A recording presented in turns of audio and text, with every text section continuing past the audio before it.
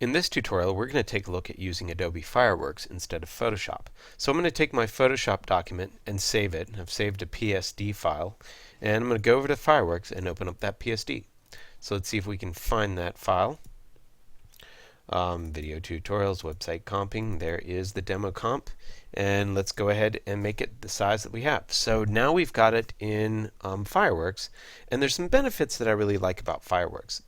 My favorite thing about Fireworks is that it enables me to see the objects that I'm hovering over. And that's really helpful because you can easily select multiple objects and make a group just like that. Now that's a group that can be used multiple times. I'll just go ahead and delete the other group right now.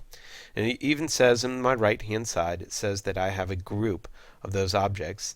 It'd be nice to see my layers a little bit greater, so I'm going to go ahead and get that out of there and close my styles for right now. And I've got my sidebar here, and there's where I've got my three objects. Well, the nice thing about this is that I can also convert this to a symbol.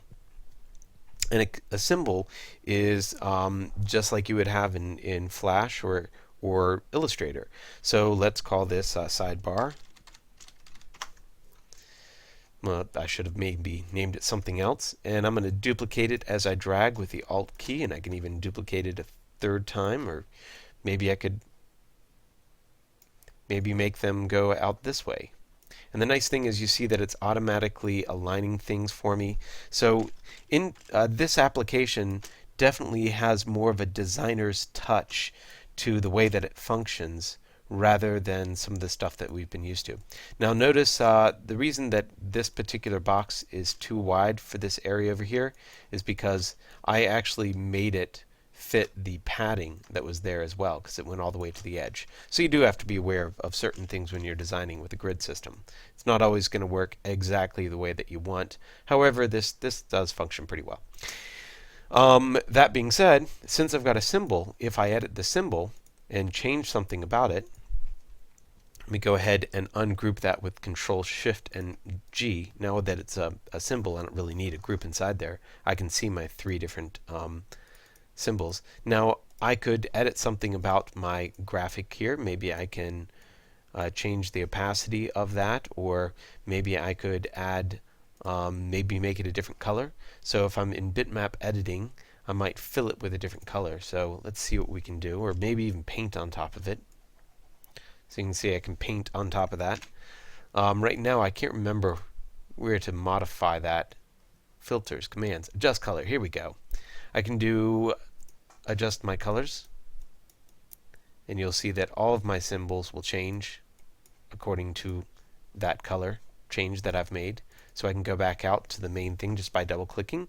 So you'll see that using symbols is really smart. Now this is going to be most effective when we're doing something like using, they told us here to reference things and don't reinvent the wheel. You'll find stuff all over the place, styles and buttons and templates and all sorts of stuff. Like you can download these buttons from, let's see, this is commonswikimedia.org. So if I want one of them, I'll just right click, save the image into my documents folder that I'm working with, video tutorials, website comping. So there's that PNG. Then I can open that PNG. And there it is. So I'm going to copy that now, bring it into my image. Let's see. Oh, it tried to come in real big. I don't want it resampled. I want it small. I said yes. All right, so there's my PNG. Now it's brought it in, and I've got a PNG that I can use in my drawing quite well. Now if I want it on all these, I just make sure that I cut it and paste it inside the symbol, and now it appears everywhere in all the symbols. So this is just efficient comping. This is efficient design. And Fireworks allows you to do that, in my opinion, for bitmap editing better than Photoshop does. Now it doesn't mean that you can't go into Illustrator or Flash and have the exact same capabilities. There are some benefits, of course, of using this. You've got rounded rectangles, beveled rectangles. You've got all sorts of different tools that are at your disposal when you're using this software, which is quite nice. I like all the different tools in here, and you have all the benefits of being able to use, I should come back to this, all all sorts of different fills and lines, stroke colors. Let's see, you can do solid fills, and of course you can do your own fills. And you might want to use your color palette that you've already brought in. You can add to this, you can add, let's see, different types of textures. Now, I'm not going to say that this is something you should often do, because it's really not that common to have something like fiber textures on backgrounds on websites. It's just not that common.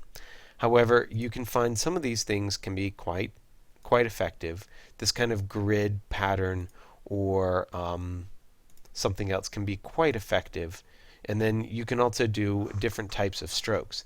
Now, you're probably not going to want to do big, huge strokes like this very often, because you're not going to find them being that effective on websites. But most of the time, you're going to have like the 1 or 2 stroke type things. You're not going to have these big, huge, blobby brushes. And you might even have no stroke at all. And that's going to be quite common and quite effective to draw with. Whatever software you use, you want to use the software effectively and you want to use it efficiently. Now, one of the other benefits of using this software is the ability to actually do prototyping. And that is almost prototyping of, let's say, a button or something like that. So, for example, if I wanted to create a new button up here, let's create a button using the color that's here. I'll create a button that kind of fits that size. I might have to zoom in a little bit here, make sure that it's fitting exactly right. So I use my Control T, get it to fit my shape. I'm going to take out the grid so that or this texture so it doesn't have any. It's kind of a hard thing once you've got texture on there. Where do you find the none? I guess what I can do is just take the texture down to 0, and then it doesn't really matter if the texture is there. Anyway, this is a button. We can't really tell that, but I'm going to convert it to a button. This will be a button. And I didn't bother giving it a name, but to this button, I'm going to make sure that it is precisely positioned. Still going to have to go in and make sure it's precise in here, because you can see it's rendering with a little softness to it, and that's not something we want. So this is one of the things that can kind of drive you nuts about using the software. And you're going to want to go in and turn off your snapping when you can.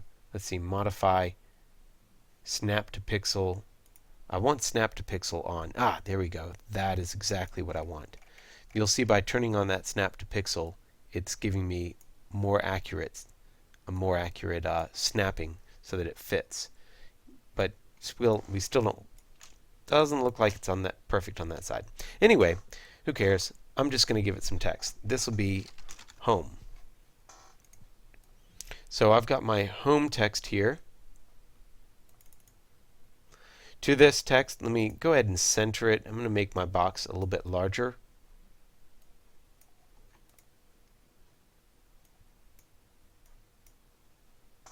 And let's make sure that we're using a font that is appropriate for online use.